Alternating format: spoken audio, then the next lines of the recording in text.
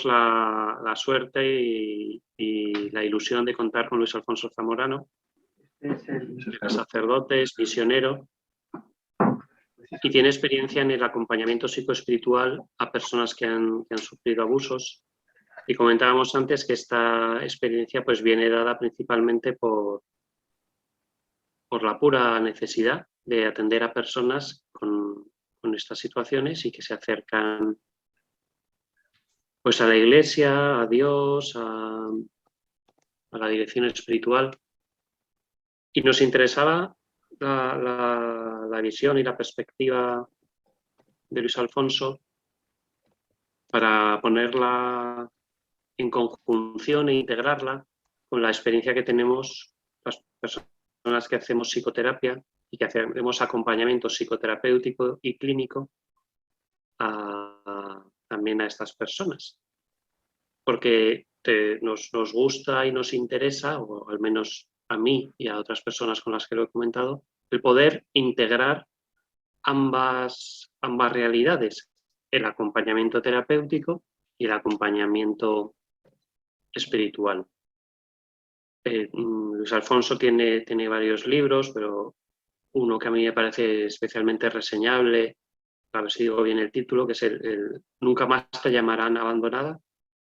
Ya no te llamarán abandonada. No es la frase exacta del... ¿Cómo es? Ya no te llamarán abandonada. Casi, casi. Ya no te llamarán abandonada. Es que no, me gustaba más nunca. Pero... o a lo mejor es no te llamarán... No, creo que es ya no te llamarán abandonada. Ya no te llamarán abandonada, sí, porque es de un es una cita bíblica. Es un versículo del profeta Isaías. Y sí, efectivamente el contexto dice eso, ¿no? No se te dirá o no te llamarán abandonada ni a tu tierra devastada.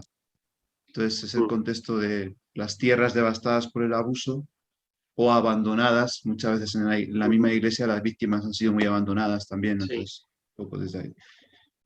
Ese libro a mí me parece que es muy completo, con un índice muy interesante, con epígrafes cortitos y sintéticos que permiten, tanto hacer una lectura de corrido como ir a consultar aspectos específicos y que ilustran, que iluminan, o a mí me lo ha hecho, ¿no? Y resulta sugerente y os recomiendo su lectura para los que estéis atendiendo a personas tanto en el acompañamiento espiritual o en el acompañamiento terapéutico o en ambos, porque me parece que os va a ilustrar y os va a dar muchas ideas. Pues nada, Luis Alfonso, si quieres tú presentar alguna cuestión más tuya que nos pueda situar mejor. Vale, os voy a compartir yo no quiero ya hablar más para que... Os voy a compartir la pantalla.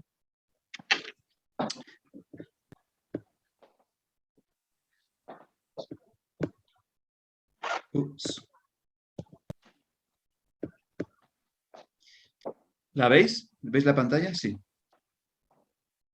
Okay. Sí, aunque si la pones en presentación, la veremos mejor. Más grande, a ver. No, o sea, darle a... Sí. ¿Ahí?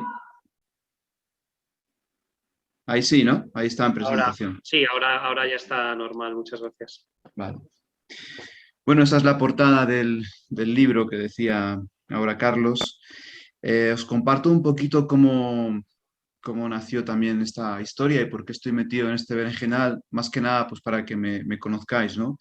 Bueno, soy palentino, he vivido 20 años en Chile, ahora mismo me encuentro en Chile porque pues al final la vinculación nunca se ha perdido y bueno, pues por distintas cosas estamos celebrando mi comunidad, soy de una comunidad misionera que se llama Verbum, está celebrando 25 años aquí, entonces bueno, pues se dieron las posibilidades de venir. Y yo he vivido, como os digo, 20 años en Chile y yo, una vez que empecé sobre todo como sacerdote en el 2003, empecé en las confesiones y tal, a escuchar muchos casos de jóvenes o a veces de adultos, señoras mayores, recuerdo, ¿no? Que me conmovían muchísimo porque a veces me decían, usted es la primera persona a la que se lo cuento en la vida, ¿no? Pero yo de pequeñita sufrí abusos por mi padre y a lo mejor la señora tenía ya 70 años o más y es la primera vez que lo cuenta, ¿no? Y yo me quedaba realmente, y he vivido esto, ha sido un calvario para mí. Entonces, bueno, yo empecé a acompañar personas, empecé a acompañar jóvenes y iba intuyendo que estaba como ante una herida diferente a otras, que esa experiencia que habían vivido traumática en su infancia de alguna manera había hipotecado su futuro y yo necesitaba entender y necesitaba entender también cómo eso se interrelacionaba con el tema de la fe, ¿no? Y cómo la fe tenía algo que decir a esa experiencia traumática o no. Y bueno, pues justo yo estudio un magíster en psicología en la Universidad de Hurtado en el año 2008 y termino en 2010. Y mi tesis la hago acompañamiento, sanación de las heridas provocadas por el abuso desde el contexto del acompañamiento, ¿no? Un poco cómo la experiencia de fe ayuda a la sanación de las heridas del abuso. Y en el 2010 está ya justo también, justo después de eso, está ya todo el tema de la crisis de los abusos en Chile, con las primeras denuncias de los abusos del ex sacerdote que ya falleció, Fernando Caradima. Y bueno, pues todo lo que eso significó de revolución en la iglesia, hay una historia larga, ha sido una década terrible, ¿no? Que confluye con la visita del Papa, que fue desastrosa aquí en Chile, aunque luego, gracias a Dios, supo rectificar, manda a Chicluna, manda a Bartomeu, manda llamar a todos los presidentes, a todos los obispos de Chile en el año 2018. En ese momento, 2018, mayo 2018, yo estaba de paso en Chile y fue justo cuando tocó esa experiencia. El Papa Francisco recibe a las primeras víctimas en Santa Marta y la gente aquí, todas las personas con las que yo me reunía, era, pero ¿cómo el Papa les recibe después de toda la mierda que han echado a la iglesia?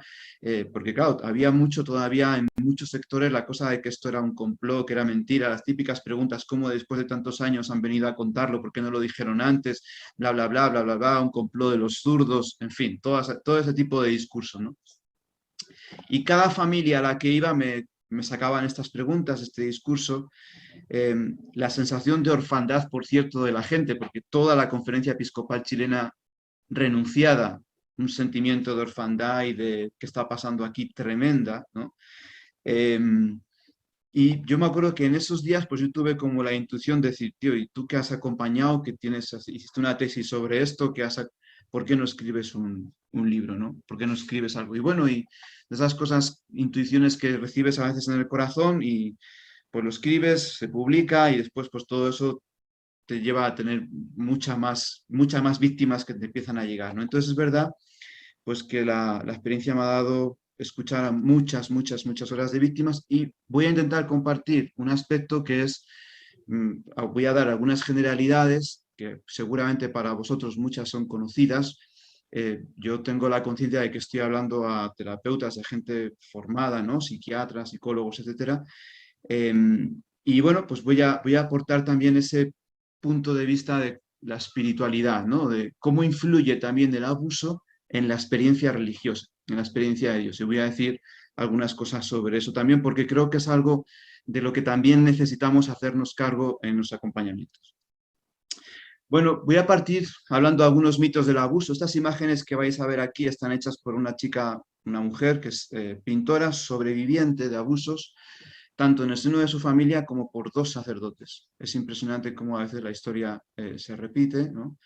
Y ella, parte de su sanación ha sido pues a través del arte y en México tiene una especie como de fundación o algo así que se llama Arterapia, ¿no? Y entonces a través de la pintura pues ha intentado expresar y sanar. Entonces esta la tituló Un monstruo me acompaña, ¿no? Pues identificando al abusador. Entonces, bueno, primer mito, dice hay gente, ¿no? Que dice que el abuso no produce daño porque los niños cuando son muy pequeños no se dan cuenta o lo olvidan. Y no hay que olvidar que en Europa mismo tenemos partidos que están abogando por despenalizar la pedofilia. Así, tal cual. Existen partidos en Italia, en Alemania, en Países Bajos, en Francia, que dicen, bueno, incluso dentro del, sin demonizar, ¿no? Y no, por favor, no se malentienda, pero dentro del LGTBIQ+, tal, hay grupos que también dicen, bueno, y la relación con los niños, ¿por qué no, no? Si tú Si mientras sea desde la ternura, desde el amor y el niño tal lo quiera y tal, ¿cuál es el problema? No lo olvidan, al contrario, luego cuando son adultos son sexualmente mucho más competentes. O sea, esas cosas las he escuchado, se leen. Hay movimientos que buscan, en España mismo han habido movimientos que han buscado despenalizar el consentimiento hasta los 13 años. Bueno, nosotros sabemos, porque acompañamos personas que decimos, eso no es verdad, el abuso sí produce daños. Y sabemos que a corto y medio plazo un 70% de las víctimas suele requerir terapia, suele requerir una ayuda especializada, no todas, pero un porcentaje muy grande sí, y a largo plazo, pues en cualquier minuto, basta que pase cualquier cosa, el estrés postraumático puede aflorar, ¿no? Los síntomas de... Y me ha pasado, por ejemplo, un matrimonio amigo mío, escuchando los testimonios de las víctimas de Caradima, él 60 años, oye, una familia bonita, tal, formada, y terminan de escuchar ese reportaje y la mujer se da cuenta de que su marido se queda bloqueado, como en shock, en blanco, no sabe qué le pasa, y dice, pero bueno, ¿qué ha pasado aquí, no? Y empieza un estado de shock, metido para adentro, se va a llorar al baño, llorando, bueno. Entonces, ya la mujer le dice, le pide que hable conmigo porque somos amigos y que hable con un psicólogo amigo también. Bueno, cuento corto, estrés postraumático de efecto retardado. ¿Qué le había pasado? Que él había sido víctima de abuso a los 16 años y recién a los 60, escuchando esos testimonios, le aflora toda la sintomatología.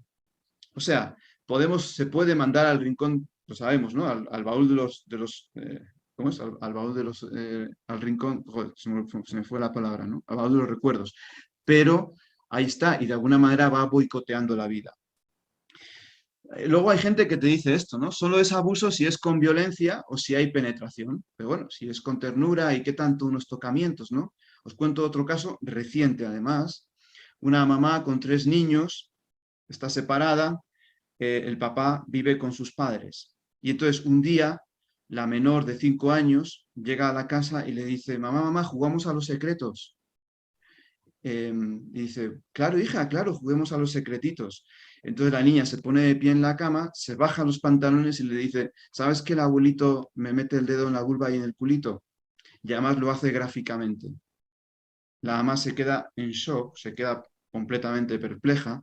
Bueno, imaginaros, ¿no? Uno dice, un relato así de una niña, claro, cuando la niña ve la reacción de la mamá y ve la reacción inmediatamente de la hermanita mayor que escuchó eso y vino, ¿qué? Enseguida dijo, no, es broma, es broma, es broma. Entonces, pero dice, a ver, broma, vamos a ver. Entonces, ¿cuál es después la discusión? Bueno, no os cuento todo el proceso con la denuncia, todo eso, porque sería para alargarnos. Es un tema muy complejo, pero la reacción de la abuela y del papá. Bueno, y si pasó algo, ¿qué tanto? No le demos tanta vuelta, esto lo arreglamos aquí entre nosotros, total, no fue una cosa tan grave. Y nosotros decimos, sí, porque sabemos que hay delitos incluso tipificados donde se dice que el abuso sexual, aunque no haya penetración, es también exposición a la pornografía, puede ser la masturbación, puede ser obligar a tocar los genitales, eso también es un abuso sexual. Incluso según qué insinuaciones y qué comportamientos y qué tipo de seducciones, pues rozan. Y luego pues tenemos los delitos digitales, ¿no? Con el sexting, el grooming, que en el fondo están hoy tipificados también, sobre todo en la nueva ley de protección de la infancia de España, como delitos. No son frecuentes, pues lamentablemente esto es una pandemia silenciosa, pero muy real. De hecho, todos los estudios dicen, mira, cambian un poco los países, pero cuando se pregunta a personas adultas y se les da la definición de abuso en sus distintas tipificaciones, les dice, ¿en algún momento de vuestra vida habéis sufrido algún abuso en vuestra adolescencia, en vuestra niñez? Pues en el caso de las chicas y de las mujeres, dependiendo de los países, pero te dicen entre un 16 y un 23%, por ejemplo, Estados Unidos, te dicen sí, yo en algún momento de mi infancia y mi adolescencia sufrí. Y en el caso de los varones, entre un 14 y un 18%. Es decir, también nos damos cuenta que ser mujer es un factor de vulnerabilidad, ¿no? Entonces, son frecuentes. Ya no hablemos del turismo sexual, ya no hablemos de los miles y miles y miles de niños disponibles en el sudeste asiático, en Brasil, en México, otros lugares, para el tema de las mafias, de la trata y de los turistas, etcétera, etcétera. O sea, pero por supuesto el abuso intrafamiliar es muy, muy frecuente, mucho más de lo que sucede. Bueno, la gente dice, bueno, claro, eso sucede en familias poco estables o de pocos recursos. A ver, efectivamente, hay familias que tienen factores de vulnerabilidad, viven en 18 metros cuadrados, como aquí en Chile en las media aguas, ¿no? Allí comen, allí se visten, allí todo, allí duermen, entonces uno dice, y duermen pegados el uno al otro, ok, de acuerdo. Pero sabemos, como uno de los libros que hay por ahí bastante conocidos, que se llama El abuso sexual hasta en las mejores familias, ¿no? Y nos damos cuenta de que es así. Por ejemplo, esta familia que os contaba, que en principio es una familia completamente normal. Son cometidos por extraños o desconocidos, ¿no? Y pues sabemos que, según los estudios varían las cifras, pero entre el 80 y el 90% de los abusos sabemos que son cometidos por conocidos, por familiares. Conversábamos ahora con Carlos que hay un índice muy grande de esos abusos que son cometidos por los propios adolescentes de las familias, ¿no? O sea, cuando hablamos de los abusadores y los agresores, muchos de los abusos intrafamiliares, nuevamente yo no me he querido meter en las cifras por no alargarme, ¿no? Pero entre un 20 y un 35%, según los estudios, dicen que los agresores son adolescentes. En algunos se observa una influencia muy directa de la pornografía. Luego, pues otro mito, ¿no? Es que, bueno, el abusador es una persona fácil de reconocer, es una persona psicopática, trastornada, y bueno, pues nosotros, por ejemplo, que intentamos hacer los test psicológicos para el tema de la admisión al sacerdocio y al seminario y todo eso, y nos damos cuenta de que no es tan sencillo, no es tan sencillo. Pueden ser aparentemente personas muy normales y luego incluso personas deslumbradoras. Sí sabemos que el narcisismo es un factor importante, muy importante, un narcisismo patológico, ¿no? Pero también sabemos que estas personas pueden llegar a ser deslumbradoras. Acordaros del caso de Jeffrey Epstein, ¿no? Que era amigo de Trump y amigo de toda esta gente poderosa ahí en Miami, que tenía su red de chicas que llevaba ahí a su casa y que le conseguía una pirámide, ¿no? Casi todas las víctimas son niñas, pues esto también es un mito, porque tenemos un porcentaje bastante alto de varones, aunque os doy un dato, en la iglesia el mayor porcentaje de víctimas son los varones. Se puede entender en cuanto a que pensamos en seminarios, pensamos que son monaguillos, pensamos seminarios menores, me refiero, ¿no? Son varones. Y eso también nos habla de que seguramente tenemos un problema en la iglesia de muchos compañeros que encontraron en el sacerdocio a lo mejor la ilusión de una vivencia que pudiera como contener tal vez su tendencia o su condición homosexual. Y cuando no se integra, no se reconoce, no se reconcilia, no se asume, pues claro, tarde o temprano, pues eso por algún lado aflora, ¿no? Entonces, en el caso de la iglesia, por ejemplo, el 60% o más de las víctimas son varones. Y casos de estricta pedofilia, es decir, de menores de 5 años, 3 años, son poquísimos, la mayoría son efebofilia, es decir, son adolescentes, ¿no? Entre, pues eso, entre 11 y 16 años, una cosa así. ¿Existe una relación directa entre el abuso y la homosexualidad? Bueno, esto también sería un mito y algo completamente falso y algo completamente injusto, porque si los estigmatizamos así a estas personas, pues sería un gravísimo error y una injusticia tremenda, ¿no? Muchos de los agresores son heterosexuales y eso es así. Los relatos de los niños son fantasías o imaginaciones inducidas. En esto vosotros lo sabéis más que yo, pero Freud influyó muchísimo en esta opinión, ¿no? Él tuvo ahí un cambio porque al principio decía, no, esto sí, se ve que esta neurosis tiene que ver con una experiencia traumática en la infancia, pero luego algo pasó que él dijo, no, en realidad son sus fantasías por el síndrome de Edipo, no sé qué, bueno, él se hizo sus cosas, ¿no? Y eso ha influido mucho en muchos terapeutas y en el mundo de la psicología, ¿no? Para no darle la suficiente credibilidad. O a veces son imaginaciones inducidas o inducidas por los padres. No digo que no hay relatos que puedan ser inducidos a veces por una madre que quiere separar a sus hijos de su padre y se quiere vengar, o un padre y viceversa, y le dice, oye, a que tu papá te tocó y te bajó los pantalones y te hizo esto y te obligó a hacer esto otro. Y bueno, pues puede ser que haya, ¿no? Luego también la mayoría de las denuncias son falsas, es otro mito. No, es que quieren dañar a la iglesia, no, es que solo están buscando protagonismo, es que no sé qué, no sé cuánto, es que, pues bueno, sabemos que el 95% de las denuncias son verdaderas. o hay un 5% de denuncias ciertas. Por supuesto, y son muy dolorosas y causan nuevas víctimas, ¿no? Y eso pues, es lo que el Papa Francisco llama el terrorismo de la calumnia. Pero de partida, ante cualquier tipo de denuncia, que no hay tiempo para verlo ahora, pero es muy difícil que una persona llegue a dar un paso así por todo lo que supone, es siempre creer. Es creer pues, que la persona me está diciendo la verdad. Y por último, otro mito que está muy en el ambiente, ¿no? Y que no es que si los sacerdotes se casaran, los sacerdotes que abusan es por el tema del celibato, ¿no? Pues a lo mejor alguno habrá, quiero decir, no sé. Pero sabemos también que la mayoría de los abusadores llevan una vida sexual activa y que no han hecho ningún voto ni de castidad, ni de celibato, de nada, de nada. Y que conste que yo en el clero secular estoy a favor del celibato opcional, no tengo ningún problema con eso. Pero es injusto decir que el abuso es por la represión del celibato, ¿no? Es un mito, que no es verdad. Bueno, y luego también tenemos mitos respecto a la sanación y a la reparación, ¿no? Y voy a comentar algunos. Primero, el que todas las víctimas necesitan ayuda especializada. Y no, hay víctimas que logran salir adelante a veces solas, pues por sus capacidades de resiliencia, por las personas que encontraron en su camino, por distintas circunstancias, y nunca fueron a una terapia y nunca fueron a nada, y eso, el abuso es una experiencia, no una patología, ni una condición clínica en sí misma. Las causas sí que puede provocar, pero en sí misma, por supuesto, si diagnosticamos un trastorno de disociación, que sabemos que es una de las características que seguramente desarrollan las víctimas a lo largo de su vida, de acuerdo, ¿no?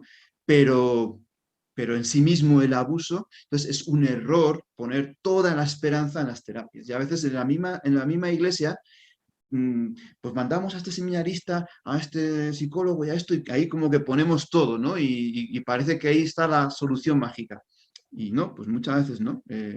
Ayuda, por supuesto, pero muchas veces no, ¿no?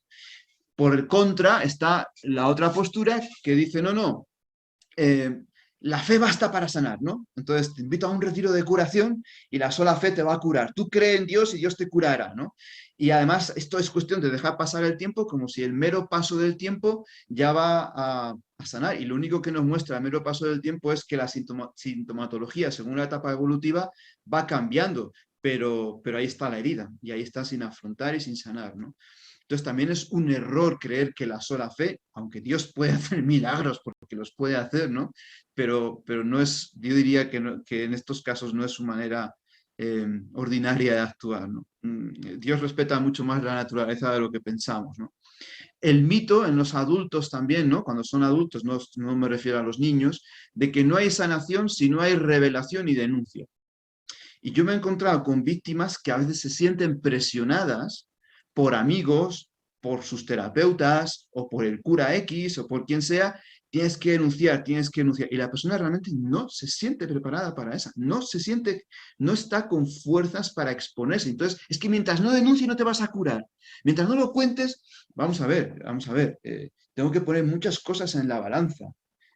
Porque a lo mejor yo puedo vivir con esto, con este mi secreto, puedo seguir saliendo adelante y a lo mejor no tengo por qué venir ahora que he encontrado un cierto equilibrio, que las cosas están tranquilas, que no hay peligro para otros niños de que esa persona abusadora siga cometiendo delitos, porque obviamente cuando tú dices si el abuso se puede seguir repitiendo en otros menores, pues hombre, me siento con más obligación de tener que decirlo, ¿no?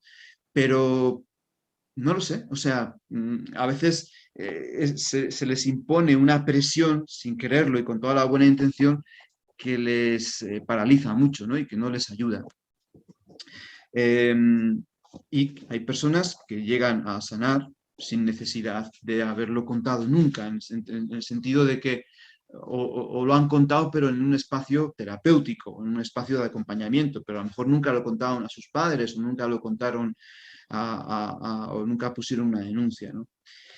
Y el mito de que no hay sanación posible. Estamos determinados, ya estamos irreparablemente dañados. Esto sobre todo me toca trabajarlo con los familiares de los niños que han sido abusados, porque tienden a ver a sus hijos ya como irreparablemente dañados. Entonces mi hijo se va a convertir el día de mañana en un abusador porque han leído que los abusadores han sido abusados en su infancia, entonces ya están con todo ese temor y ya están como determinados. A ver, no, un momento, es verdad que hay muchos abusadores que han vivido abusos en su infancia, pero no, automáticamente no tiene por qué convertirse en un abusador, no, no. Entonces también está ese mito de que, mira, esto ya es una herida para toda la vida, ¿no? Para siempre. Y el mito de creer que se puede resucitar sin heridas. Y aquí me quiero detener un poquito porque, claro, cuando uno habla de sanación, yo digo, sí, la sanación, y lo digo desde ya, es posible, pero hay que entender bien, y yo intento trabajar mucho con las personas, a qué llamamos sanación. La aceptación de lo que uno es permite un reconocimiento motivado y sereno de la propia debilidad. Se trata de reconocer que ese límite o herida del pasado forma parte de la vida, de mi misterio, y que de una u otra forma permanecerá. No podrá ser eliminado completamente, pero no por ello tendrá que sufrirse pasivamente. Pero en nuestra ilusión, en nuestro deseo de omnipotencia infantil, tenemos la fantasía de creer que en algún momento todos los síntomas y todas las consecuencias de esa herida se van a eliminar completamente. Y la experiencia nos dice que no suele ser así. Por eso la imagen de cuando Jesús resucita con heridas, a ver, se resucita, se vence a la muerte, pero las heridas están ahí, pero no son problema, o sea, no son problema en el sentido de que se pueden transfigurar y se pueden convertir incluso en el testimonio glorioso de su amor por nosotros y en el testimonio glorioso de lo que Dios es capaz de hacer en una persona, etcétera, etcétera. O sea, se pueden resignificar, ¿no? Fijaros, cito un testimonio pues, de Frank, ¿no? Dice, ¿con qué derecho nos atrevemos a decir que la vida nunca deja de tener sentido para todos y cada uno? El hombre es capaz de transformar en servicio cualquier situación que humanamente considerada no tiene, perdón por el error, ninguna salida. De ahí que también en el sufrimiento se dé una posibilidad de sentido. Por supuesto, estoy hablando de situaciones inevitables, inamovibles, como son experiencias traumáticas en la infancia, y de sufrimientos que ya no se van a cambiar. Eso fue y es parte de mi vida y lo tengo que integrar, ¿no? Entonces, la sanación, por supuesto que es posible. Rápidamente digo, no todos los abusos son iguales, de qué depende que unos abusos tengan unas consecuencias u otras en la vida. Y estos son los factores más importantes, ¿no? Las características del abuso, pues la frecuencia, no es lo mismo si fue una vez, si fue muchas veces, la severidad, si fueron tocamientos, si hubo además penetración y otras vejaciones, si hubo amenazas, si hubo violencia, la cronicidad. Un factor muy importante, el tipo de vínculo, pues no es lo mismo que sea una persona desconocida, tu vecino o tu padre espiritual, tu sacerdote, que ahí estaríamos hablando del incesto espiritual. No es lo mismo si el entorno sabe reaccionar o no inmediatamente y creen en cuanto leen los signos, saben creer al niño, saben actuar y saben proteger inmediatamente, ¿no? Porque cuando eso no está, pues sabemos que cuando no son creídos, pues lamentablemente el abuso se sigue repitiendo y se generan más heridas todavía, ¿no? Y luego las consecuencias de la revelación y del descubrimiento, si es que se da, que también sabemos que hay un 30% de abusos que nunca se desvelarán, ¿no? ¿Sí? ¿Se escucha? ¿Pasa algo? Gracias.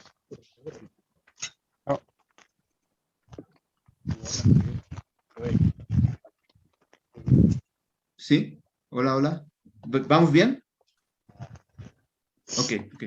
Luego las características de personalidad del niño y otras situaciones de estrés adicionales que pueden ir asociadas al tema de la denuncia, a la ruptura de la familia, a las situaciones económicas que eso pueda generar, etcétera, ¿no? Entonces, ningún abuso es igual, depende mucho de las características de las circunstancias y eso habrá que evaluar y de eso depende cómo hipoteque el futuro. Aunque a veces, y esto me gusta decirlo siempre, bastan 30 segundos. Y yo siempre cuento esto y lo digo, ¿no? Dice, un padre que desliza sus dedos 30 segundos bajo las bragas de su hija con intención de obtener un placer o de provocarle un placer, solo son 30 segundos, pero ya está en el universo de esa niña generando un antes y un después, ¿no? O sea, a veces para causar un dolor profundo bastan 30 segundos solamente, ¿no? Bien, respecto al acompañamiento espiritual, qué es la idea de esto. Estas han sido un poco las generalidades respecto al abuso. Me voy a servir para hablar del acompañamiento de dos iconos bíblicos, ¿no? El primero son los discípulos de Maús, pues estos caminantes que van desanimados por el camino, creían que Jesús iba a liberarles y luego resulta que todo termina en la cruz. Son caminantes heridos por la desconfianza y sabemos que una de las principales heridas de las víctimas es la desconfianza, la capacidad de vincularse.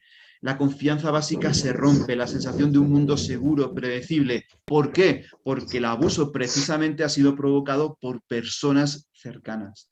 Y entonces ahí me viene esa cita bíblica que dice, si mi enemigo me ultrajara, lo aguantaría, pero eres tú mi amigo con quien compartía mi pan, ¿no? Entonces, en esa experiencia de estos caminantes decepcionados, que tal vez se sienten traicionados, lo dejamos todos por seguir a este hombre que nos inspiraba confianza, esperanza y al final todo termina en nada, pues claro, Jesús se les aparece en el camino y les pregunta, ¿de qué vais discutiendo? Y los empieza a escuchar. Para mí Jesús es maestro y es maestro también del acompañamiento, porque dice, y les dice, ¿de qué discutís mientras vais por el camino? ¿Y eres tú el único que no sabes? No, ¿qué cosas han pasado? ¿Cómo no voy a saber? ¿No? Y él empieza a escucharles. El primer paso, la escucha significativa, profunda, sin prejuicios, con aceptación incondicional. Por eso puse aquí este texto de... Ay, perdón. Ay, no sé qué he hecho. Espera. ¿Cómo hago para volver para atrás? Espérate. Ajá. Este texto de Jorge Bucay, ¿no? Lo arreglé un poquito. Dice, quiero que me oigas sin que me juzgues, que opines sin aconsejarme. Quiero que confíes en mí sin exigencias, que me ayudes sin intentar decidir por mí, que me cuides sin anularme, que me mires sin proyectar tus cosas en mí, que me abraces sin asfixiarme, que me animes sin empujarme, que me sostengas sin hacerte cargo de mí, que me protejas sin mentiras, que estés cerca sin invadirme, que me confrontes sin violencias, sin herir, que me guíes de la mano hacia la verdad, pero sin juicios.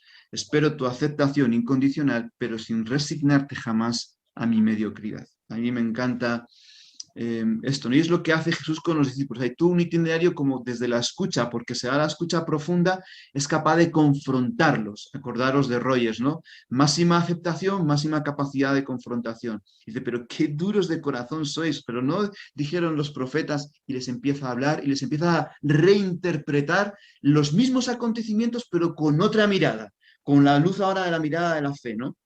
Les resignifica hasta que les hace arder el corazón y los mismos discípulos dicen, quédate con nosotros, y ahí se da un encuentro pues, muy sanador, ¿no? Entonces, yo me gusta pensar que las relaciones de ayuda, acompañamiento psicoespiritual, la terapia, la dirección espiritual, son caminos preciosos para superar el miedo y la desconfianza. Es que veo aquí el... ¿Cómo quitar la barrita hasta de aquí? Porque no alcanzó a ver el texto completo. Dice, el acompañante solo puede atreverse al acompañamiento si la persona acompañada les dispensa su confianza. Y cuando ustedes en su ser y en su acción se sienten llevados por la confianza del acompañado, esa confianza es la condición indispensable para la sanación.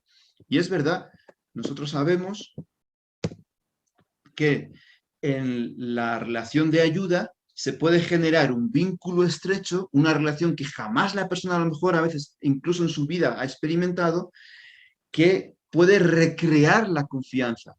Y esa relación que ahí se genera le puede servir de contraste y de paradigma para extenderla a sus otras relaciones, también a su relación con Dios, ¿no?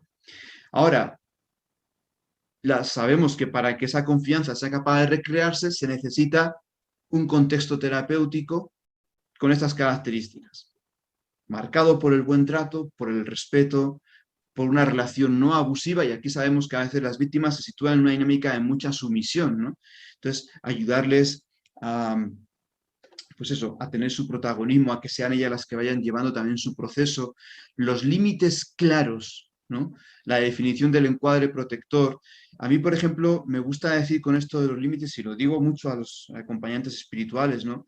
Que sean muy prudentes con todo lo que es, por ejemplo, el uso de ciertas tácticas, de cerrar los ojos. Todo eso, por ejemplo, incluso el EMDR, ¿no? Que yo lo encuentro muy eficaz y conozco víctimas que están llevando esa terapia.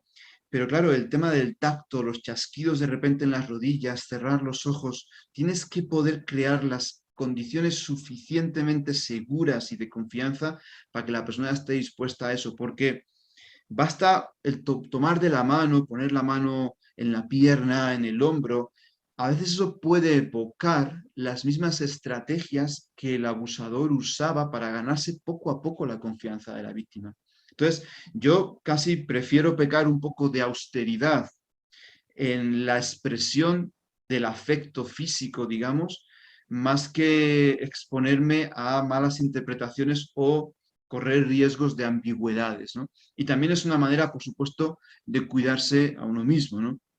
La visibilización de la persona, el máximo de compasión que permite el máximo de confrontación y luego el ambiente, por supuesto, el ambiente acogedor, el cuidado, los detalles, pues no es nuestro contexto, pero por ejemplo en la iglesia tenemos muchísimo que aprender de esto. No es posible que una víctima de un sacerdote, vaya a declarar y quienes le reciben en un despacho donde todo es súper parecido a la oficina al despacho donde su abusador abusaba de ella, el mismo Cristo, los alzacuellos, todo de negro, o sea, uno dice, no es este el contexto, este contexto me, me recuerda completamente la experiencia traumática del abuso, me la revive, ¿no? Y he conocido varias que han salido de ahí con ataques de pánico, ¿no? O sea, pues eso, estrés postraumático. Bien, las personas que fueron víctimas de abuso sexual tienen la sensación de ser nadie y tienden a obviar sus necesidades, opiniones, sentimientos. Por lo tanto, que alguien les escuche, muestre verdadero interés por ellas, las trate respetuosamente, en sí mismo es muy reparador. Y yo soy un fan de este señor y estoy completamente, no es el único que lo dicen muchos más, pero yo estoy completamente de acuerdo con esto. Lo que sana es el vínculo que es capaz, no son nuestras técnicas, que no digo que no sean necesarias e importantes, las técnicas son importantes, pero principalmente lo que sana es la capacidad de escucha profunda, la capacidad de compasión, de empatía profunda, de ser capaz de conmoverse por lo que el otro está contando, de comprometerse, y ese vínculo que ahí se genera, ¿no? Seguro, predecible, de profundo respeto, es lo que a la persona le permite ir volviendo a recuperar la capacidad de confianza. A veces no nos damos cuenta y no somos muy conscientes de eso, pero es impresionante, ¿no? lo que ahí sucede. Y bueno, esta foto que os presento aquí, él es Juan Carlos y como esto es de conocimiento público, él dio su testimonio en un encuentro de los superiores religiosos en Madrid hace ya 2 años. Y entonces él contaba cómo había sufrido abusos por parte de unos hermanos salesianos en Deusto y cómo la misma congregación salesiana había sabido reaccionar bien, le había sabido acompañar, había sabido reconocer, pedir perdón mirándole a los ojos, etcétera, reparar también y reparar económicamente, ¿no? Aunque siempre sea simbólico, y cómo esa experiencia le había ayudado a sanar, ¿no? Entonces, en muchos casos, muchas víctimas, el único camino para reparar la fe y la relación con Dios y con la institución es a través de los vínculos de las personas. Por eso me gusta esa poesía que dice, a base de amor humano, me abrazo en amor divino. La santidad es camino que va de mí hacia mi hermano. Y luego dice este hombre, allí donde encontré la muerte, encontré también la salvación. ¿Pero por qué? Porque hubo personas que pudieron reparar de alguna manera en su compromiso conmigo, en la credibilidad que me dieron, en todo lo que vivieron, pude recomponer la confianza, ¿no? Entonces, primer icono, discípulos de Maús, que lo he dicho así muy rápido, y el otro icono es María al pie de la cruz, que también lo encuentro precioso en lo que es el acompañamiento, porque hay momentos en que simplemente hay que saber estar. Seguramente tenéis la experiencia, yo he tenido la experiencia muchas veces de terapias, de sesiones de acompañamiento, donde solamente la persona ha estado llorando, llorando, llorando, logra articular 3 palabras y vuelve a llorar, 4 palabras. Son muy pequeños reflejos, muy, muy simples, Y a veces simplemente ha sido eso, dejar expresar, saber estar, o la persona está con toda su rabia y te suelta solamente la rabia, la rabia, la rabia, la rabia, la rabia, y la rabia está contigo mismo porque te la transfiere a ti por la rabia, y tienes que saber estar, ¿no? Y a veces, en según qué casos, estar también las 24/7. Yo he tenido experiencia con algunas personas, em, donde, lo digo desde ya, yo creo en el abordaje interdisciplinar. O sea, yo creo que es muy sano que haya un terapeuta, que haya un psicólogo, que haya un psiquiatra, en muchos casos también ahí, apoyando, y en este caso, pues, está el acompañante espiritual, que puede ser un laico, puede ser un sacerdote, una religiosa, ¿no? Y en conjunto ir acompañando, pero había momentos que nos coordinábamos y estábamos 24/7, pues cuando la persona lo necesitaba, porque sabíamos que estaba con ideación suicida y que en cualquier momento podía cometer una locura, ¿no? Entonces, mira, no tengas problema de llamar, de hablar, cuando necesites, aquí estamos, ¿no? Las víctimas deben sentir de manera inequívoca que tomamos partido desde el principio por ellas hasta el final, pase lo que pase. No hay acompañamiento aséptico o descomprometido, y esto es más que empatía. Deben de tener la certeza de que son creídas en todos los extremos de su narración, que jamás serán abandonadas. Aunque esto no significa necesariamente hacerse cargo totalmente de la suerte de la persona, que ahí entraríamos en la tentación de mesianismo que todos como acompañantes también podemos vivir y caer, ¿no? Es difícil acompañar los procesos de las personas si no somos capaces de aprender a quererlas, si no nos dejamos afectar por ellas, si no nos conmueven sus penas, meteduras de patas, si no nos enternecemos ante sus descubrimientos, sus logros, alegrías, en definitiva, si sus vidas no nos importan. Yo he puesto este texto de Juan 10 que dice, el buen pastor cuando ve venir al lobo no abandona las ovejas, en cambio el asalariado huye porque no le importan, porque no son suyas, ¿no? Entonces, en momentos de dificultad, en los momentos que todo se hace oscuro, pues saber estar, a veces simplemente estar, pues con ese icono de María acompañando a su hijo en la cruz, ¿no? Porque la experiencia de la crucifixión es lo que viven las víctimas. Esa nueva imagen, ¿no?, de una mujer adulta, pero sin emociones, sin sentimientos, con una niña enclaustrada dentro de sí, ¿no? Para mí es súper fuerte. El abuso constituye una verdadera hipoteca de futuro. Decía James Rhodes, ¿no? Es muy fácil suponer que los abusos terminan cuando el abusador ya no está presente. Pero lo que define mi vida cotidiana es la palabra guerra. Es súper fuerte eso, ¿no? Y, por ejemplo, Daniel Pitet dice esto, ¿no? Que él sufre una situación de mucha debilidad, que fácilmente cae enfermo, que frecuentemente está de baja, rara vez se siente totalmente bien. El abuso me ha privado del ímpetu vital. Daniel Pitet es autor de un libro que se llama Le perdono, padre, sobrevivir a una infancia rota o algo así, ¿no? Y el Papa Francisco prologó su libro. Dice, he sufrido depresión crónica, deseos suicidas, temporadas en el psiquiátrico, he vivido este infierno, soy un adulto psicológicamente frágil y fácilmente puedo ser anegado por olas emocionales muy poderosas. O sea, es una verdadera crucifixión, ¿no? Y aquí, pues, una síntesis de las principales heridas, pues la ruptura de la confianza, la destrucción de la autoestima, la vergüenza y la culpabilidad, la pérdida de la fe, la sexualización traumática y temprana, trastornos en el ánimo, ideación suicida, y no solo ideación, muchos lamentablemente lo consiguen, ¿no? De hecho, ahora que hablamos, pues, de cuánto han crecido los abusos, el índice de suicidios, ¿no? Pues saben, primera causa de muerte no natural entre los jóvenes, 10 al día. Pues uno dice, ¿cuántos de esos abusos a lo mejor no tienen detrás una historia de dolor como esta? Pues no sabemos, ¿no? Pero ojo, ya uno se pone, ¿no? Trastornos disociativos, en fin.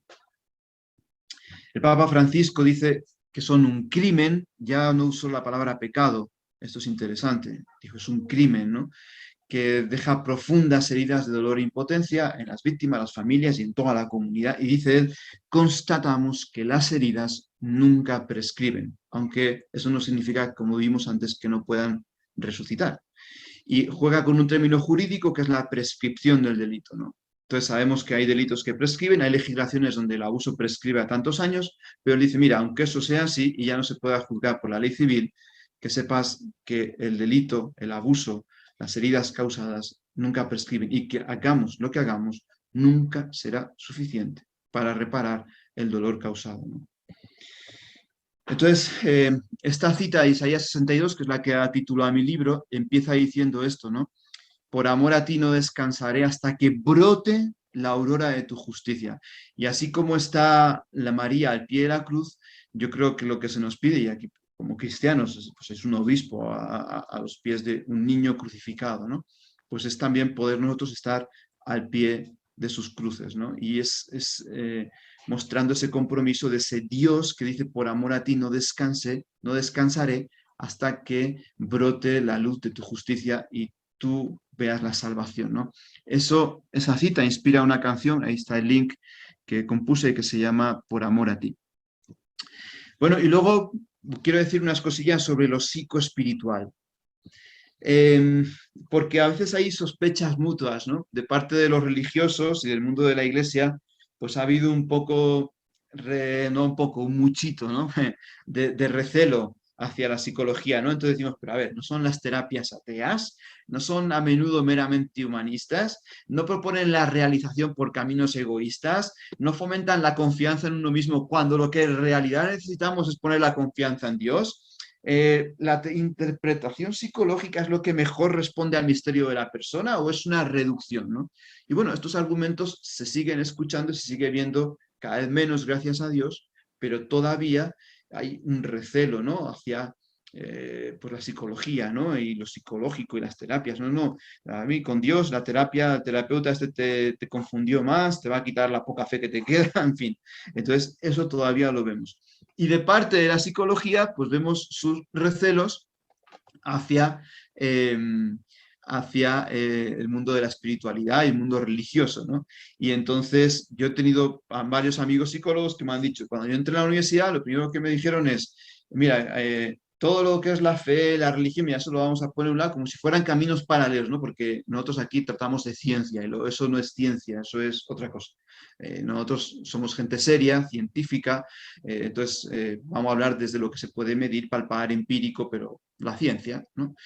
Entonces eso, decimos, no vuelve a la gente neurótica, preocupada por la culpa y el miedo, no es el mayor obstáculo para la salud mental, y ahí pues tenemos textos de Ellis y de otros que la verdad es que luego uno dice, ¿qué tuvieron que ver ellos? Porque a veces no les faltaba razón. Según lo que veían, uno dice, no aleja de las energías vitales fuera del compromiso con el mundo en un más allá hipotético, no mantiene a la persona en una subordinación infantil frente a un Dios imaginario, no engendra mayor sectarismo, odio y represión. Pues al final las guerras del mundo son por las religiones, entonces quitemos las religiones, se acabaron las guerras, ¿no? Seguramente nos inventaríamos otras cosas. Entonces a mí me ayuda a pensar que al final la psicología y la espiritualidad queremos un mismo fin. Y fíjate que hasta etimológicamente la palabra terapia significa el arte de sanar y la palabra salvación, que es lo que quiere ofrecer la espiritualidad, la religión, ¿no? No se identifica espiritualidad y religión, pero no me voy a meter con eso ahora, ¿no? Es, pues eso, curación, salud, ¿no? Al final tenemos un mismo fin. Doy solamente dos citas, así, ¿no? Y, por ejemplo, Frank, ¿no? Pues que dice, ningún modelo psicológico que tenga un verdadero interés por el hombre puede permitirse prescindir del lado espiritual del ser humano o patologizar la búsqueda religiosa bajo determinados prejuicios. Y este seguramente también lo conocéis, dice, quien posee la experiencia religiosa tiene un inestimable tesoro, algo que se convirtió en él en fuente de vida, de sentido, de belleza. Tiene pistis, confianza, fe, paz. ¿Cuál es el criterio que permite afirmar que semejante vida no es legítima ni valedera y que esa pistis es una mera ilusión? Este modo de pensar es el privilegio de criticones habituales cuya digestión sufre desarreglos. Y yo creo que todos sabéis, más o menos intuís, a quién se está refiriendo Jung cuando habla de los criticones habituales, ¿no? Y de la digestión que sufre desarreglos, porque pues, como discípulo de Freud, eso, la ilusión, ¿no? Pues dice, a ver, ¿por qué vas a juzgar que es una ilusión? Cuando vemos, por ejemplo, esta madre que es capaz de perdonar ahora lo que pasó en este accidente en el que muere la niña, ¿no? Que la madre, en vez de pisar el freno, pisa el acelerador y mata a una niña y otras dos muy graves. Y la mamá de la niña que murió, pues se dieron un abrazo, pero no faltan voces que dicen, no, claro, es ya en nombre de la fe ya verás, le va a complicar el duelo. Hombre, seguramente tenga que atravesar su proceso de duelo la mujer, pero enseguida surge como la sospecha, eso no puede ser auténtico, eso es una negación del dolor, eso es, o sea, y lo escuché y lo vi, ¿no? Y como que sale como ese recelo, pero ¿por qué no? ¿Por qué no realmente una experiencia de fe va a poder ayudar a integrar y dar sentido al dolor de esa manera, ¿no? ¿Por qué cómo no nos vamos a hacer cargo de eso, ¿no?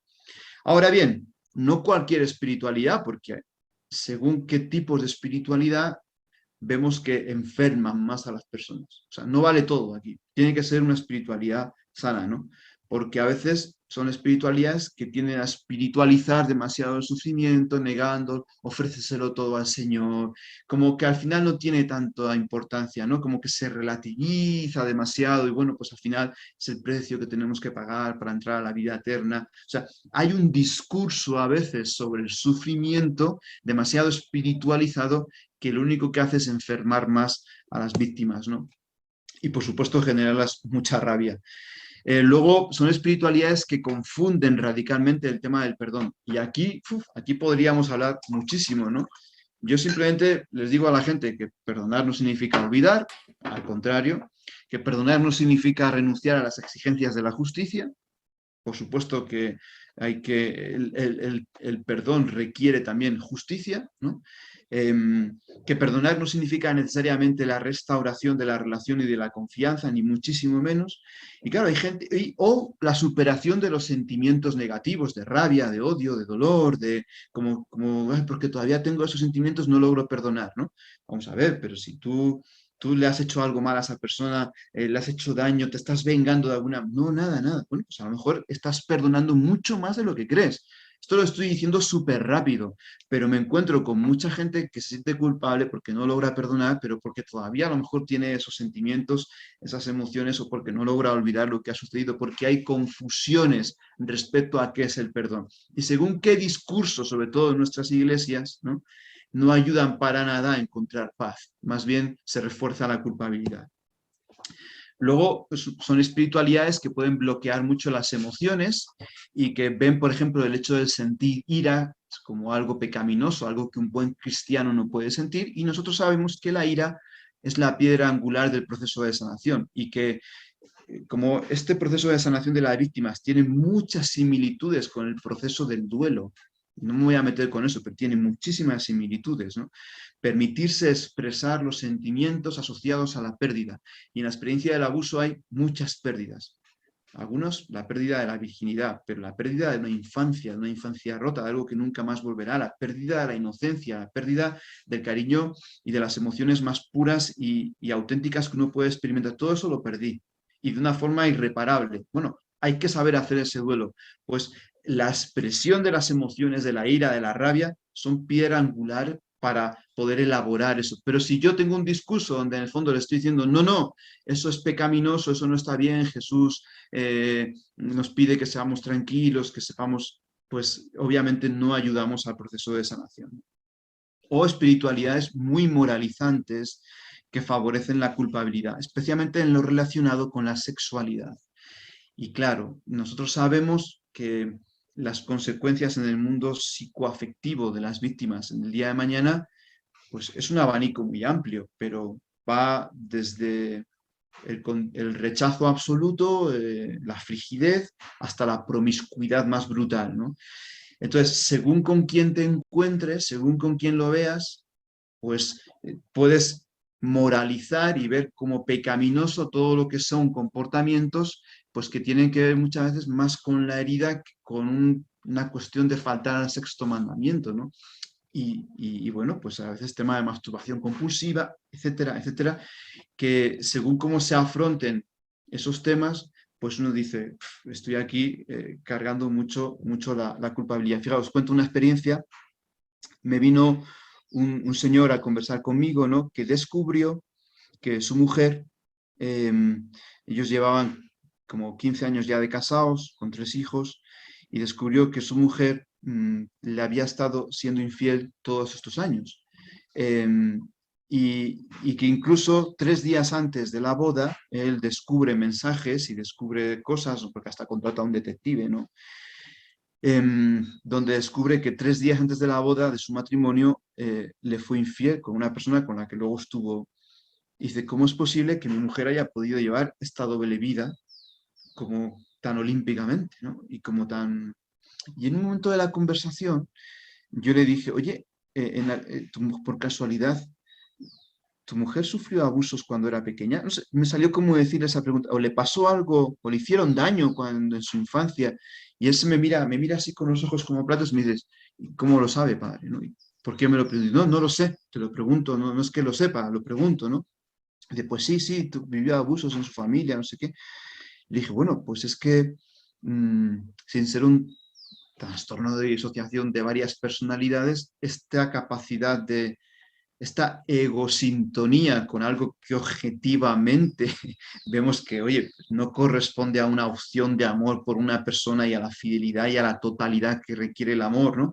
Este compartir, este tener estas experiencias, pues a lo mejor probablemente tenga algo que ver.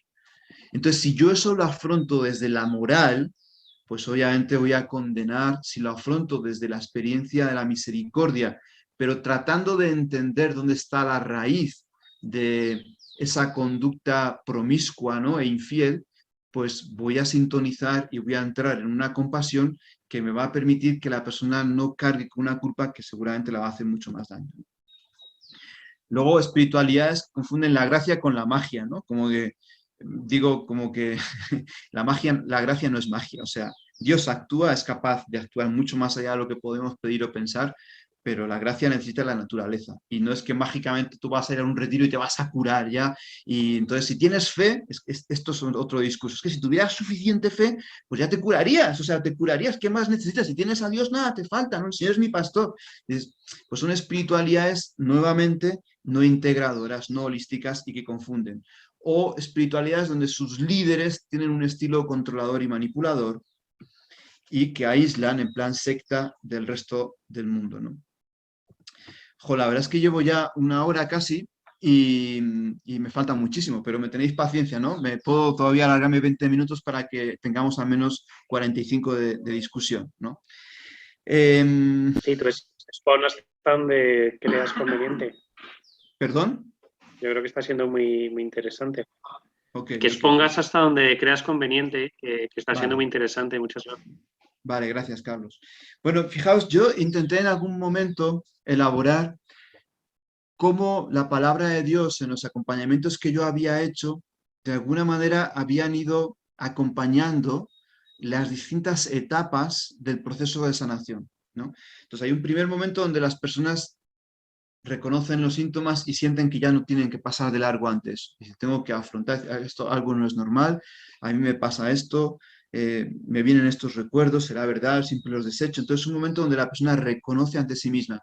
Y eso lo he trabajado mucho con lo del buen samaritano. O sea, el hombre tirado en el camino eres tú. Nos es más fácil como hay mucha gente sufriendo y no hay que pasar de largo ante el dolor de los demás. Ya, ya, ya. Pero un momento, no pases de largo ante tu propio dolor porque a lo mejor la persona herida y golpeada en el camino puede ser tú misma o es tu niño interior.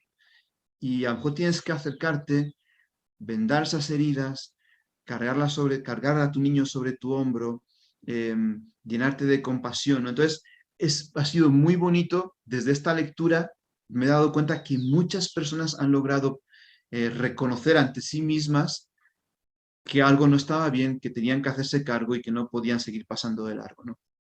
Después viene todo un proceso de sumergirse en la propia historia, en los recuerdos, de poner nombre a lo vivido. Y eso es como, yo lo he llamado como operación bajar al Jordán, que es la imagen de Jesús bajando al bautismo, ¿no? En las aguas del Jordán, donde todos lavaban sus pecados, pues esas aguas sucias, por así decir, desagradables, ahí uno se sumerge y encuentra poco a poco la verdad de su vida, pero también la voz de Dios que te dice, tú eres mi hijo muy amado. O sea, porque si no, afrontar a veces según qué capítulos de la propia vida, donde además uno ha cometido sus errores en su búsqueda por calmar su dolor, joder, puede ser muy, muy desestabilizador, ¿no? Te puede resistir muchísimo. Entonces, no, ahí vas a encontrar la voz que te dice, eres mi hijo muy amado, ¿no? A veces las personas inician el proceso, pero empiezan a ver las consecuencias que eso tiene y dicen, es que estaba mejor antes cuando no pensaba en esto, antes cuando pasaba de largo, pues estaba mejor y ahora de repente, pues mira lo que tengo que afrontar, ¿no? Entonces, es un poco lo del pueblo de Israel que sale de Egipto y tiene la tentación de, tiene la tentación de volver a Egipto otra vez, ¿no? Y entonces dice, allí al menos allí comíamos cebollas, teníamos patatas, no, patatas no, porque eso es el americano, pero comíamos cebollas y teníamos ajos y no pasábamos hambre y ahora en el desierto somos libres, pero nos morimos de hambre. O sea, hasta que lleguemos a la tierra prometida. Entonces, la tentación de dar en marcha atrás, decir me equivoqué, para que esto, también con estas lecturas se acompaña mucho, ¿no? Y yo, por ejemplo, he trabajado mucho esto de como confiar, ¿no? Que Dios hará un camino donde no hay camino. Vienen los egipcios, está ahí el pueblo de Israel ante el Jordán, pero el mar Rojo, y de repente el mar se abrió. O sea, es una simbología de que Dios es capaz de abrir un camino donde a veces no lo hay, ¿no? Y la gente cuando luego mira hacia atrás te dice, fíjate qué razón tenías, es verdad, cómo se han abierto caminos, es impresionante, ¿no? Tomar la decisión de curarse, porque esto también es muy fácil instalarse en el victimismo, muy fácil, y en la autocompasión. Y por eso Jesús se encuentra con un hombre que llevaba 38 años enfermo y la primera pregunta que le dice es, ¿quieres curarte? Y dice, joder, pero como que sobra la pregunta, por supuesto que quieres curarte. No, no, no lo es tan por supuesto, porque a lo mejor has encontrado ciertas ganancias secundarias en tu enfermedad. Es que ahora si te curo, ya no vas a poder vivir de la mendicidad y de la compasión. Si yo te curo, te va a tocar empezar a currar y a ganarte el pan con el sudor de tu frente, ¿sabes? Se acabó estar aquí dando lástima a la gente y recibiendo limosnas. ¿Quieres curarte? ¿De verdad quieres salir de esto? Es que no tengo nadie que me lleve a la piscina, tal, no sé qué, pero a ver, ¿quieres? Y entonces le dice, pues levántate y ponte en marcha. Y Jesús lo cura, y fijaos este detalle, le hace coger la camilla. Y dice, pero ¿para qué quiere la camilla? Si ya se curó, ya no la necesita, ya no está paralítico. Para mí eso es como un símbolo de lo que decíamos antes, ¿no? Que de alguna manera es el recuerdo de las consecuencias que siempre están presentes en la vida. Y a lo mejor en el camino más adelante voy a volver a necesitarla por periodos, ¿no? ¿Quién sabe? O a lo mejor es para ayudar a otros también esa camilla, también puede ser. Luego me gusta mucho porque uno de los pasos de la sanación muy importante es la capacidad de romper el silencio. Y yo esto lo llamo Operación Génesis. En el principio había caos y oscuridad, el espíritu aleteaba sobre las aguas y dijo Dios que haya luz. Y porque Dios habló, en el orden, en el desorden y en el caos empieza a haber cosmos. Y se empieza a separar la luz del día y empieza un proceso de creación. Para mí la experiencia de escuchar a la gente, de romper el silencio, de contar, de ir poniendo orden a sus recuerdos, de permitir la expresión de sus sentimientos, es como una operación génesis, es ir haciendo luz. Y es impresionante porque en ese hecho de romper el silencio se va generando una nueva creación. Y me gusta acompañarlo desde ahí, ¿no? Luego todo lo que es la elaboración de los duelos, la expresión de las rayas, lo he trabajado mucho con esto del endemoniado de Gerasa, que nadie se le podía acercar, que la rabia que tenía. Jesús no se asusta de él, Jesús no tiene miedo de su agresividad, se acerca y tiene un diálogo. Eso me encanta. Mira, Dios no se asusta de ti, no se asusta de tus comportamientos autodestructivos, de los intentos de suicidio que hayas podido tener, del daño que hayas podido provocar a otras personas desde tu dolor. O sea, no, o sea, Él se acerca y te puede curar, o sea, y podemos iniciar juntos un camino de sanación, ¿no? Bueno, y así, distintas etapas, pues la sanación de la autoestima, ¿no? Pues es que, a ver, que Dios te diga, yo te amo y eres precioso para mí, eso es tremendo. Ahora, cuando eso se encarna en personas concretas, os comparto esta experiencia, ¿no? Había un amigo mío que, bueno, él había vivido abusos muy grandes y la verdad es que estaba pasándolo mal, era un tema que él no había afrontado y eso le había jugado pues eso, muy malas pasadas ya siendo adulto, ¿no? Y entonces él está le dice, mira, tú necesitas esta terapia, necesitas esto, incluso sería bueno que estuvieras internado en este centro tanto tiempo. Y él se quiebra, se pone a llorar y dice, pero es que yo no tengo el dinero para eso, no lo tengo, ¿no? Entonces se queda hecho polvo, dice, bueno, vente a la próxima sesión y hablamos, ¿no?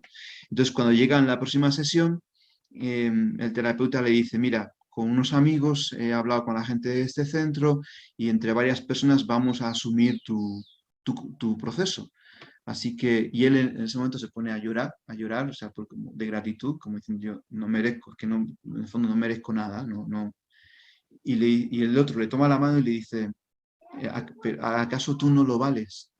Y fíjate, esa experiencia, esas palabras, ¿acaso tú no lo vales? ¿Acaso tú no lo mereces? Marcó un antes y un después en la experiencia de este amigo mío, ¿no? Y a partir de ahí, pues empezó toda una reconstrucción y una reparación de su autoestima, destruida por la experiencia del abuso, bueno, que le ha ido saliendo adelante, ¿no? Le ha ayudado a salir adelante, ¿no?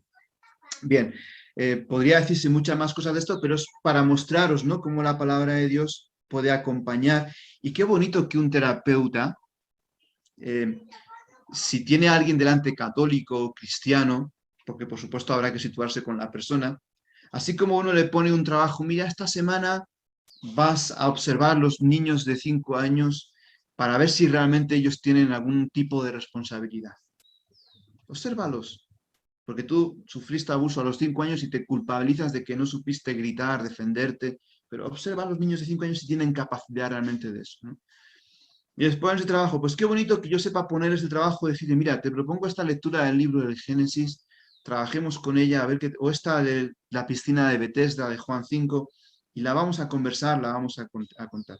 Por supuesto que no se trata de inundar a la persona con citas bíblicas o empezarle uno a predicar en plan pastor, porque eso podría ser otro abuso, aprovechar la vulnerabilidad de la persona para imponerle mi fe, mi convicción, mis creencias y convertirle, ¿no? No pretendo eso, para nada se pretende eso, pero es bonito que uno al menos tenga herramientas para en aquellas personas que uno sabe que están abiertas a la fe, que os advierto que al menos la mayoría de las víctimas que yo me he encontrado, exceptuando algunas que fueron salvajemente víctimas de sacerdotes, pero incluso otras que también lo fueron, la mayoría tienen una apertura a la fe. Y algo les hace distinguir entre el abusador que representaba a Dios, lo cual es terrible, de Dios mismo. Y eso es un ejercicio de diferenciación que les ayuda bastante, ¿no? Porque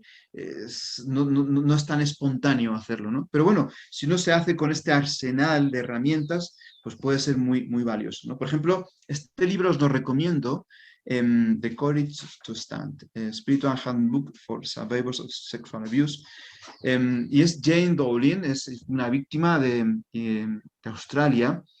Y ella cuenta cómo cuando iba en el autobús, por ejemplo, y de repente venía un ataque de pánico, recordaba las palabras de Jesús calmando la tempestad, que le decía, quiet, be still, o sea, cállate, enmudece, ¿no? Como que la palabra calmaba la tempestad. Y ella sentía que en ese momento Jesús en su interior le gritaba a esa tempestad que estaba aflorando, y dice que ahí pues encontraba paz. Uno dice, ¿cómo explico esto científicamente? Bueno, pues es que la persona lo cuenta y lo dice y lo experimenta, ¿no? Y ha meditado muchas veces con esa lectura de no te importa que perezcamos. Y se lo he dicho al Señor y le he expresado a Él mi rabia incluso, ¿no? Pues ¿cómo no me vas a importar? Claro que me importa, ¿no? Estoy aquí para calmar tu tempestad realmente, ¿no? Entonces, el objetivo y la meta de este acompañamiento no es tanto el tratar de dejar bien parado a Dios o a la iglesia o de reparar sus sentimientos o afectos de la víctima respecto a Dios, sino que la persona esté bien, que encuentre paz, bienestar emocional, que funcione en la vida, que encuentre la alegría de vivir, de amar y de ser amada. Lo otro, esa restauración de la fe en Dios o de los sentimientos con la iglesia o la institución, en muchos casos se da como añadidura o como consecuencia, ¿no? Y me gusta mucho esta cita bíblica porque dice, el ladrón no viene más que a matar, robar y destruir, yo he venido para que tengan vida y la tengan en plenitud. Eso es lo que quiere Dios. Y el abuso ha sido la experiencia del ladrón que viene a matar, robar y destruir. Eso a Dios le indigna profundamente, ¿no? Y yo intento transmitir esta este deseo, este anhelo de Dios, lo que Él quiere, ¿no? Él es el primero que se conmueve por el dolor que te han provocado y Él quiere realmente que tengas vida, ¿no? Rápidamente, a ver si me da tiempo, en 10, 15 minutos más, cómo el abuso pervierte la imagen de Dios. También puede ser muy interesante porque hemos estudiado más cómo afecta en el mundo de las emociones, en el mundo sexual, en el mundo, no sé, de los recuerdos, pero interesante y en mi imagen de Dios, en la experiencia de lo religioso, cómo el abuso afecta, ¿no? Bueno, voy a pasar esta cita del Papa Francisco y hago preguntas. ¿Cómo las víctimas podrán creer que Dios les ama cuando lo que dicen muchas veces es Dios no hizo nada para defenderme? ¿Dónde estaba, Señor? Si la fe es esencialmente confiar y abandonarse en manos de Dios, esperarlo todo de Él, ¿cómo confiar en un Dios que parece que les abandonó? Y si además los abusadores eran sacerdotes y personas que representaban la fe y lo sagrado, ¿cómo creer cuando el abuso ha sido realizado en nombre de Dios y por alguien que lo representa? Es terrible, ¿no? Entonces, fijaos estos testimonios. No creo en el Dios que la Iglesia Católica me enseñó a creer. Dios no estaba a mi lado cuando fui violado. Grité pidiendo ayuda y no acudió. Este otro testimonio. Quiero perdonarle a mi abusador por provocar en mí el miedo a Dios, como si del maligno se tratara y por corromper en mí la experiencia de la Eucaristía, ¿no? Y hay víctimas que dicen, las mismas manos, los mismos dedos que me ofrecían la hostia consagrada, eran los mismos dedos que al día siguiente abusaban de mí. Es súper fuerte eso, ¿no? Entonces dice, ¿cómo se corrompe la experiencia de la fe y la Eucaristía? Es un sacrilegio realmente, ¿no? Quiero perdonar por inocular el miedo en mi vida y configurar en mí la imagen de un Dios abusador, explotador, maltratador y cínico que me exige sometimiento, que me compra, que me vende, que me chantajea y que me posee despiadadamente. Desde ya os encomiendo este libro, Víctimas de la Iglesia, José Luis Segovia, Javier Barberó y Testimonio Anónimo, PPC Madrid 2017, si no me equivoco, 18, 16. Y la verdad es que para mí es como un libro también para tenerlo en el velatorio, o sea, en el velador, ¿no? No velatorio, en el velador, ¿no? Y como para echar mano de él porque es muy, muy, muy útil, a mí me ha ayudado bastante, lo recomiendo. Entonces, el abuso pervierte la imagen de Dios. La imagen de Dios Todopoderoso. Creo en Dios Padre Todopoderoso. Bueno, pues esa imagen de Dios Todopoderoso en las víctimas se debate entre la angustia de que es alguien que por su poder es capaz de rescatarme, pero a la vez entre el pánico que provoca ese otro más fuerte, porque eso les evoca el poder del abusador del cual no se podían defender. Entonces, cuando luego decimos, no, el que no se haga como niño no entrará en el reino de los cielos, pero es que precisamente para mí ser niño no es un ideal deseable, porque lo único que recuerdo cuando fui niño, o sea, ser frágil, ser pequeño, reconciliarme con mi pequeñez, no es algo que me guste, porque me recuerda inevitablemente que por haber sido frágil, fui abusado, precisamente por eso. Y eso hipotecó mi vida, ¿no? Entonces, tiendo a mostrarme autosuficiente, tiendo a mostrarme seguro, que no necesito de nada ni de nadie, porque reconocer mi debilidad y mi fragilidad ante los demás puede ser peligroso, porque eso fue precisamente lo que dio pie a la experiencia de haber sido abusado, ¿no? Entonces, aquí aparecen preguntas torturantes, ¿no? Y la primera pregunta es, ¿fue su voluntad? Y en la Iglesia, nuevamente, tenemos un discurso a veces sobre el tema de la voluntad de Dios que es profundamente revictimizador. Y quiero decir algunas palabras sobre esto, ¿no? Escuchamos frases como, tienes que ver la mano de Dios detrás de todo lo que has vivido. ¿De verdad? A ver, date cuenta de lo que acabas de decir, porque una frase como esa, lo único que me reactualiza es la mano de mi abusador. Ahí está la mano de Dios realmente. Entonces, de repente nos damos cuenta de que tenemos un discurso que tenemos súper interiorizado, que lo decimos acríticamente como bueno, porque así, y nos damos cuenta de que a las víctimas esto les rebota profundamente, ¿no? No hay nada que me pueda pasar en esta vida que esté fuera de sus planes. Y entonces uno dice, entonces esto también estaba dentro de los planes de Dios. O sea, y hay que decirlo claramente, no, el abuso no fue voluntad de Dios. O sea, en ningún momento Dios quiso que tú vivieras este trauma y este tormento. O sea, jamás. Otra cosa es que veamos qué podemos sacar de esto. Otra cosa es que veamos ¿qué se puede hacer? Desde la libertad que Dios ha dado a los hombres podemos sufrir, podemos ser dañados, pero vamos a ver cómo podemos hacer esto. Pero en ningún momento Dios quiso que tú vivieras esta experiencia, ¿no? A veces te escuchan frases como, Dios te mandó estas cosas porque sabe que eres fuerte. A ver, es verdad, por ejemplo, no sé si habéis escuchado Santa Josefina Baquita, una de las santas africanas, esta mujer secuestrada por unos negreros de Sudán, bueno, palizas, violaciones, no sé si violaciones porque no lo dice en su biografía, pero es de imaginar, ¿no? Pero se sabe que en su espalda tenía más de 150 cicatrices, ¿no? De los palos que la daban, de todos los maltratos que vivió como niña, hasta que el cónsul de Italia la compra, se la lleva con él a Italia, allí conoce la fe cristiana, se bautiza, entra en una congregación y hoy es santa. Y fue canonizada el mismo día más que Escrivá de Balaguer, lo cual es curioso, ¿no? Y resulta que ella dice en un momento, si yo hoy me encontrara con mis negreros, haciendo su autobiografía, les besaría las manos, porque gracias a ellos yo pude conocer la fe católica. Lo más grande que yo he tenido en mi vida, pude descubrir mi vocación. Claro, una interpretación así de tu sufrimiento no la puedes hacer sin la perspectiva del paso del tiempo. Y ya lo hace ya al final de su vida, ¿no? Entonces es posible resignificar y decir, mira, Dios permitió esto porque de aquí precisamente salió algo mejor. De acuerdo, el paso del tiempo, pero es algo que la persona por sí misma tiene que llegar a descubrir y no porque nadie desde fuera venga a imponérselo, ¿no?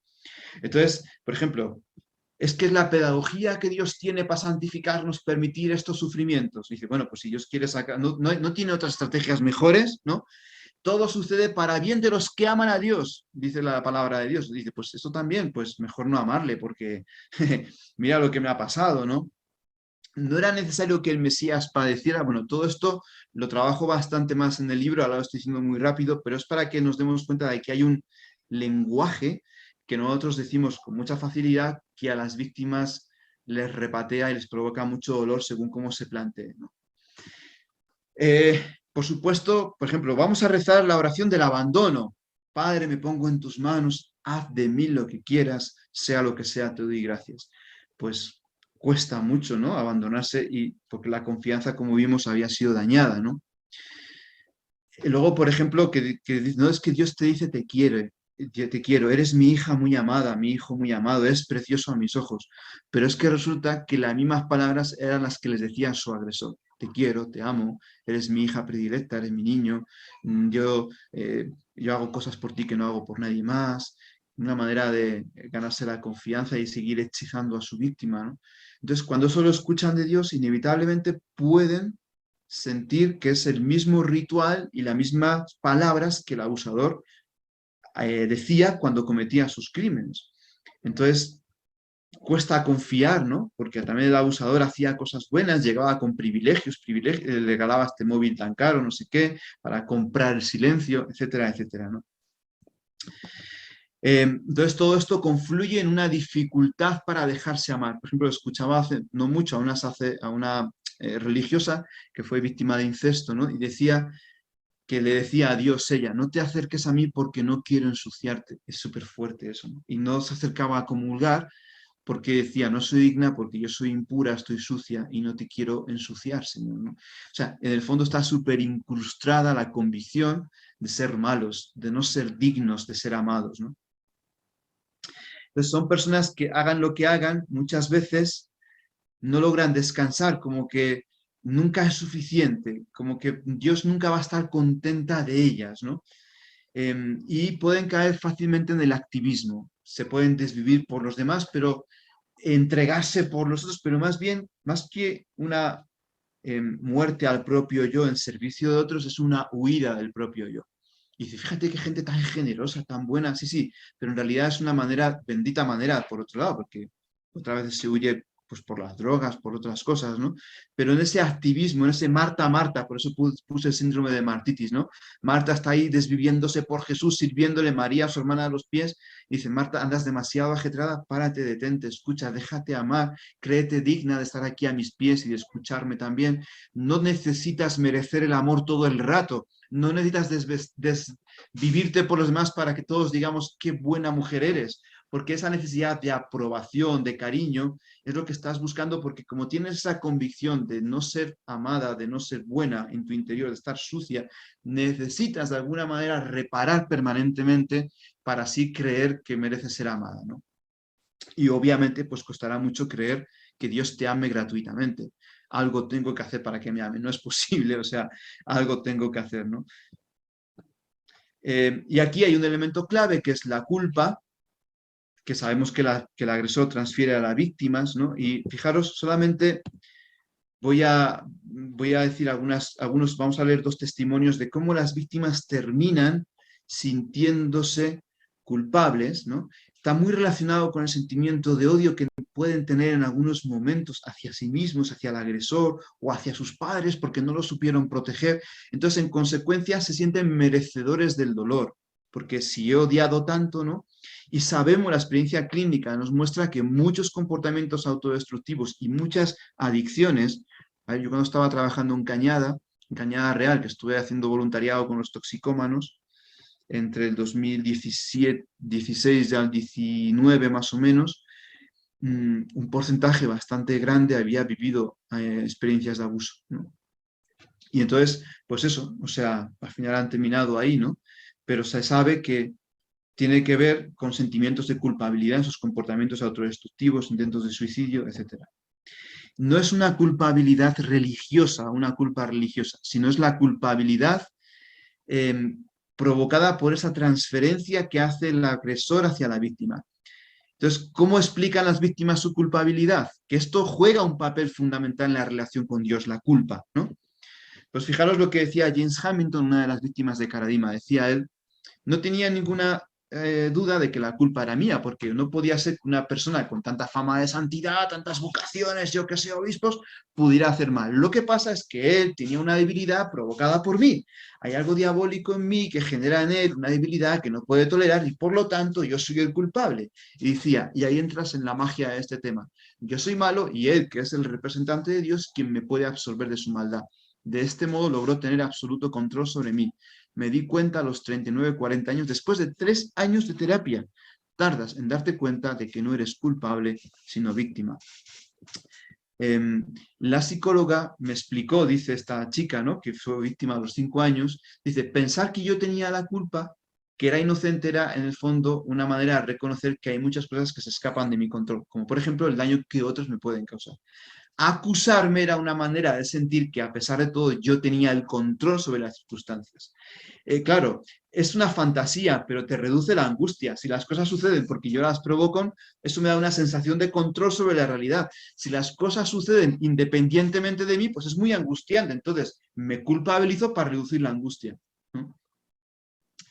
Bien, entonces, obviamente, ¿cómo repercute esto en su relación con Dios? Bueno, yo hice aquí estos cuadros para diferenciar también, porque, ojo, también he escuchado de terapeutas y gente así, coach y no sé qué, todo el problema de tu vida está en que sientes culpa. Si logramos erradicar la culpa, pues entonces vas a ser una persona feliz, productiva, creativa, pero la culpa te boicotea. A ver, nosotros entendemos que hay una culpa sana. Yo la distingo de la culpabilidad, pero hay un sentido de culpa que es sana, que es constructiva y que es un motor para el crecimiento humano espiritual, que invita a hacerse cargo de la propia vida, de las propias opciones, y que expresa un sano sentido de pertenencia a una comunidad, y que sabemos que si una persona que comete un daño objetivo y real a otra persona y no siente ninguna culpa, pues hombre, no estás muy bien realmente, ¿no? Algo pasa, algo se ha roto aquí.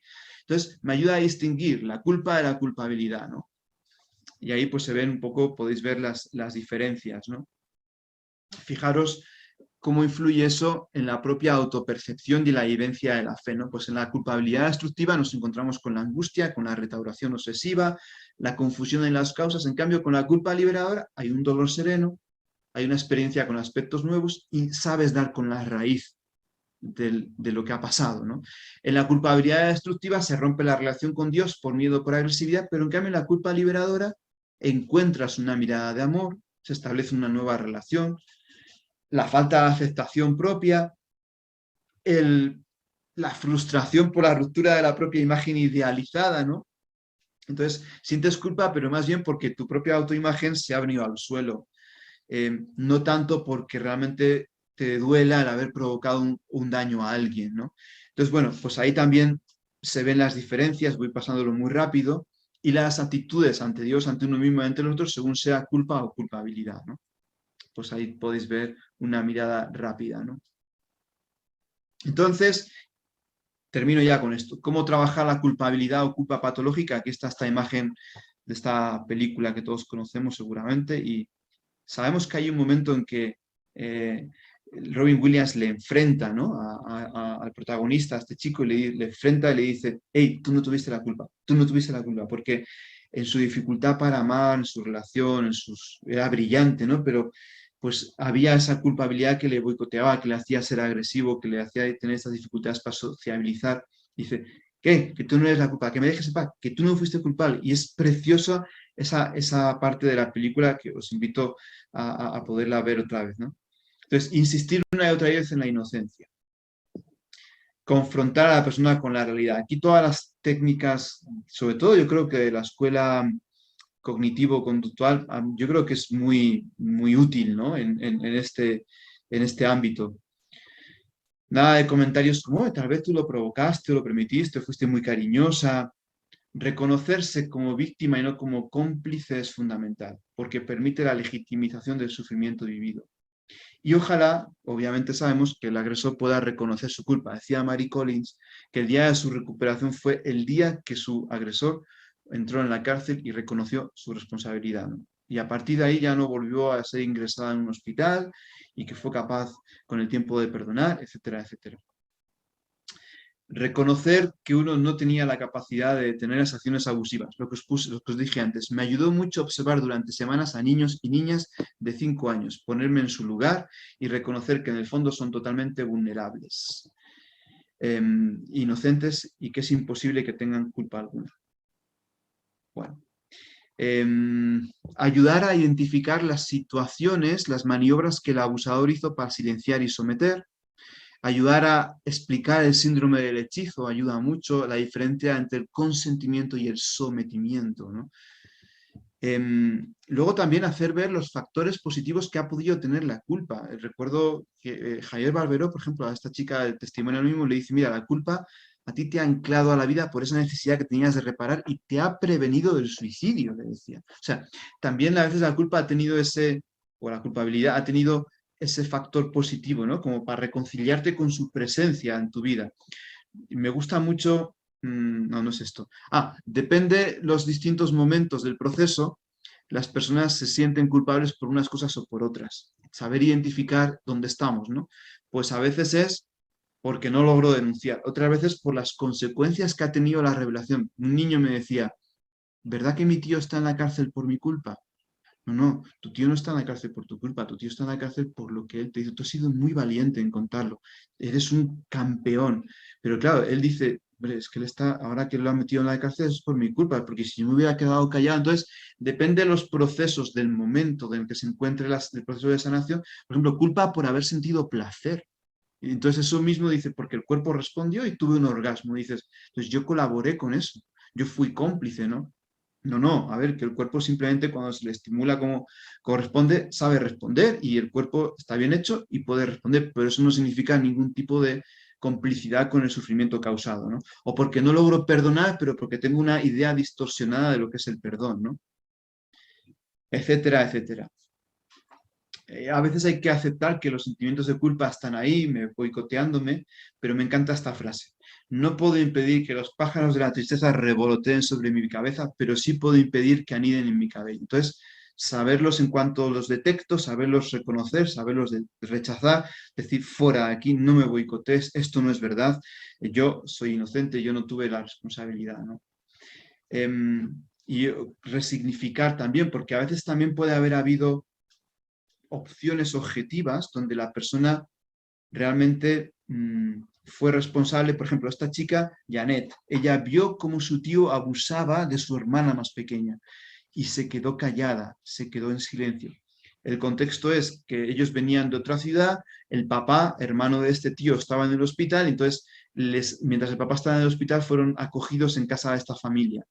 Esta niña, que tenía en ese momento 8 años, ve como su hermana pequeña es abusada por el tío, se queda callada y eso la acompaña durante toda la vida, fijaros, realmente, y luego ella eso la ayudó a explicar muchísimo su sumisión, su capacidad para, decir, yo como que perdí la voz en ese momento, para defender mis derechos, para saber decir que no, para poner límites, para ser asertiva, perdí todo, ¿no? Pero fue la experiencia esa del abuso, y en un psicodrama ella lo logra expresar toda la rabia hacia el tío, la culpa fue tuya, pero todavía se sentía culpable, ¿no? Entonces la psicóloga le dice, mira, en realidad el silencio de esa niña fue un acto de heroicidad, porque tú con ese silencio protegiste a tu familia. O sea, tú te sacrificaste de alguna manera para que no, y eso la sanó, la reconcilió.